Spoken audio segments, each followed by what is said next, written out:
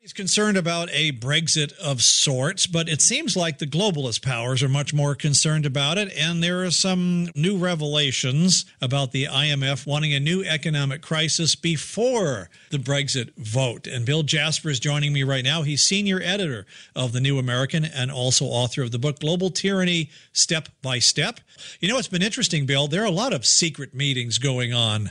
There was one that was reported in Bloomberg about meetings of the major banking officials discussing how they can convert all the currency to cashless by a certain date and what the technology would be required.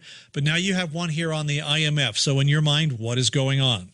Well, it's very clear from the G7, G8 conference and from the G20 conference where we had the IMF and World Bank, along with the central bankers, finance ministers, leaders of state meeting. They are very concerned that British voters are very fed up with this so-called project. The project is how the designers of the European Union have referred to their ongoing building of a regional supergovernment on the European continent for the last 50 years. The term the project has been used by the EU architects amongst themselves. It's just been in the last 10 years or so that it's become commonplace for them to refer to this more openly as the project. Because when it was launched with the Treaty of Rome back in the early 1950s as the European Coal and Steel Commission, this was just going to be an entity that would prevent something like Nazi Germany from getting the coal and steel and everything to rearm.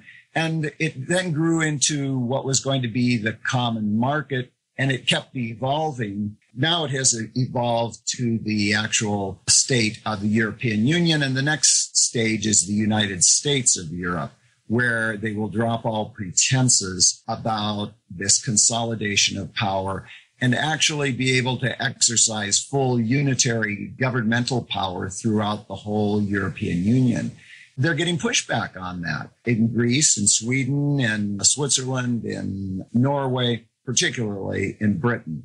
So the Brexit will be voted on. It's a referendum that's going to be voted on in June 23rd. Right now, it's up in the air whether or not the British voters will say, hey, we're out of here, or whether they will say, no, we're going to remain. There has been a huge project fear by the British government, joining with the International Monetary Fund, all of the central bankers, with President Obama in Europe, meeting with Angela Merkel and with other leaders of Europe. But he made a point of stopping over in London and specifically warning the people of Britain that if they vote to exit from the European Union, that they shouldn't count on being able to renegotiate any plans anytime soon with the United States for favorable trade arrangements. And so this was quite an amazing intervention by a U.S. president in a domestic vote at this point.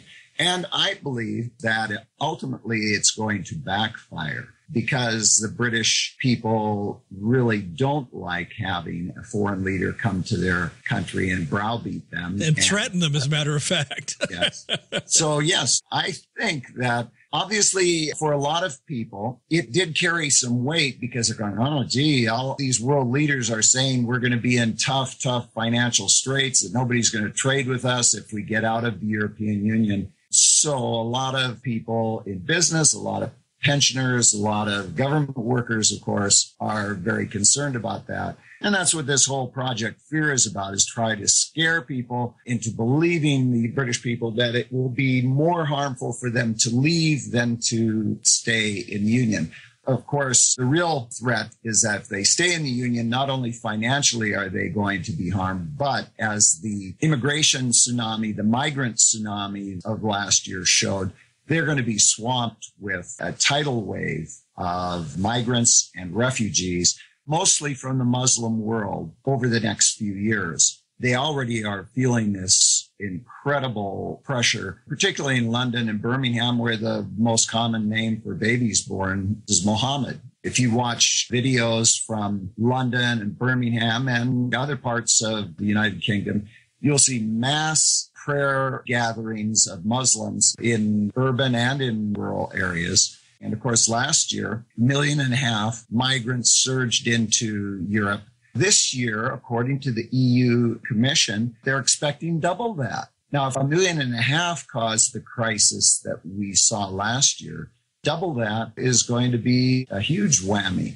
And many indications are that it could be triple or even quadruple last year's numbers. That's what we're already seeing in the numbers that are landing in Italy, the numbers that are taking off in boats from Libya. Then you have the overland Balkan routes, which the Balkan countries of the EU are refusing now to honor the Schengen Accords, which were part of the EU. They didn't realize it when they got in and said you have to have open borders. And last year, with the flood of refugees coming in, Austria, Hungary, and the Balkan countries all said, no, we're not going to accept this. You see some of the videos of it. This is literally a sea of refugees or migrants filling up whole roads and the highways, just walking down the roads, surging across en masse. But, if we zoom out to a bigger perspective, because you and I both remember that when the whole move towards globalism kicked forward, the elites that were driving this really understood that they weren't going to be able to do this in one swatch. And so they decided they were going to do it with what they call regional alliances. First of all, we'll get regions of the world smashed together, and then this will be easier to try to bring this all together. And you look at all the people that are involved with it right now. I mean, you've got the UN, the European Commission, the World Economic Forum, the Council on Foreign Relations, the Brookings Institute. They all seem to be thundering woe and misery if you let this whole thing fall apart, when in reality, economically, these countries might do much better without it. Well, yes. You look in Europe today, and the countries that have stayed out of the euro currency, Switzerland, Sweden, the UK, are doing better than the EU itself. The argument is that staying in the EU is necessary to maintain prosperity. That's a pretty threadbare argument, because the EU is about the only region of the world that hasn't been growing. It's been stagnant for the last 8 years. That's the argument that the UKIP, Nigel Farage and Daniel Hannan and others like that have been making, is that there really is no case to be made for the UK to stay in the EU if A, they value their national sovereignty, B, they believe in being able to select who may or may not migrate into their country and under what conditions they may stay, and determine whether or not they will have access to all of the welfare state benefits, rather than having it forced on them by the EU Commission and the EU courts, which is what they're faced with now. The UK is certainly capable of negotiating very good terms of trade, first of all, with the former British Commonwealth countries that they had excellent relations with before. And President Obama, of course, does not speak for whoever his successor will be in a few months. If it is Hillary Clinton, at this point, she is pretending to mimic Bernie Sanders and Donald Trump in opposing the Trans-Pacific Partnership and the Transatlantic Trade and Investment Partnership, the TTIP, which those two trade agreements are super NAFTAs for the United States and the European Union. That's a TTIP, and then the United States and all of the Pacific Rim countries. Hillary, of course, as Secretary of State, has been one of the key architects, but she's feeling pressure on that now. So she is backed off because Bernie Sanders on the left and Donald Trump on the right have both been opposing those agreements. But if she is the one in the White House, then we know where that's going to go. She'll flip-flop again. Then she would follow the same Obama trajectory on that with the UK. So a Brexit under Clinton would not do well. If it's Trump, and if Trump makes good on his promises and opposes the TTIP and the TPP, then the Brexit would be rather soft for the UK because they could negotiate new arrangements with the United States. If the Brexit proceeds, or just the whole situation proceeds, look at Austria putting up border controls at the top of the Brenner Pass. The Hungarians are beginning to resent very badly being told that they're xenophobes and racists because they have a different politic inside. It seems like there's a willful blindness on the part of the multicultural crowd in Western Europe to acknowledge what's truly going on. How much do you think the European Union experiment is itself threatened?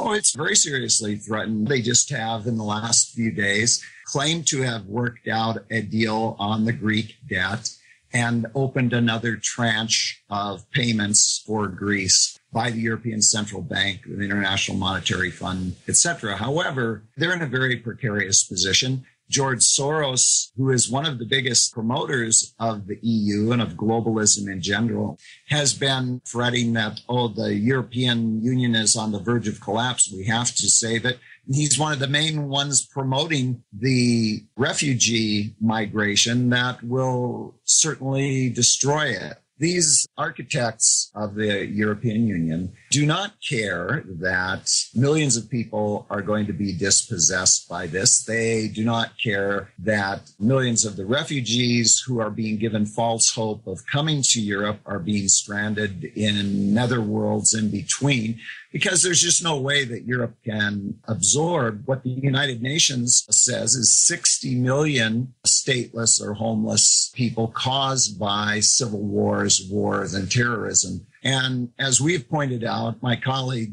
Alex Newman particularly has done excellent work on this in the New American. All of the various wars in Northern Africa and in Sub-Saharan Africa and the Middle East, where our State Department and NATO and the elitists in the European Union have been supporting the Muslim Brotherhood, Al-Qaeda, ISIS forces, etc., destabilizing the Middle East and causing civil war, creating the refugee migration that will then destabilize all of the Middle East. Having created the poison, they now have an antidote for that as well. They say we need a new Marshall Plan for all of the Middle East. And that means that the taxpayers of the European Union, meaning the middle class, and of course that eventually means us too, because the EU does not pay for it all. It also goes through the International Monetary Fund and the World Bank.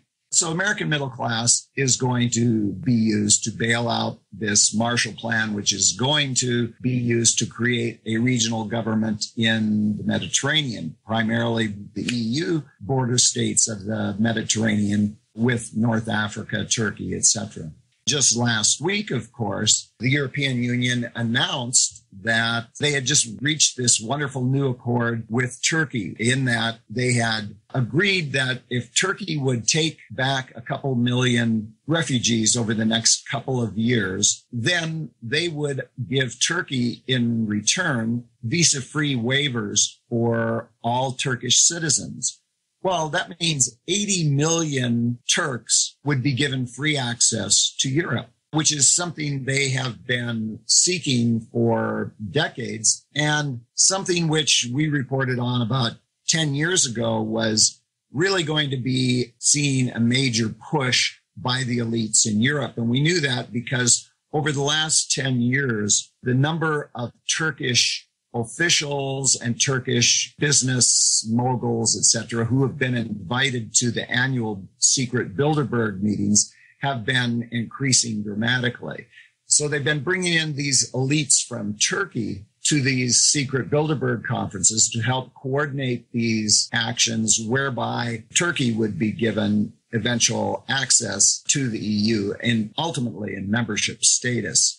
Right now, the proposal to give visa-free waivers to all Turkish citizens potentially means that millions could come into the EU very soon. Now, because the land routes are being blocked by the Balkan states, Hungary and Austria, that means that a lot of these Turkish citizens would have to come in by flying in or a more circuitous route. Then once they got into Europe, they would be able to stay. Originally, they would come in as students or business people or temporary workers. But that's the ploy that has been used in the past by migrants all over the European Union. So how does that affect the whole globalism push, which every once in a while just raises its head and shows itself to be what it really was? Recently, Secretary of State Kerry pointed out that we were looking for a world without borders, ultimately. We were moving in that direction. I thought, well, funny that he actually let the beans go on that one. Absolutely.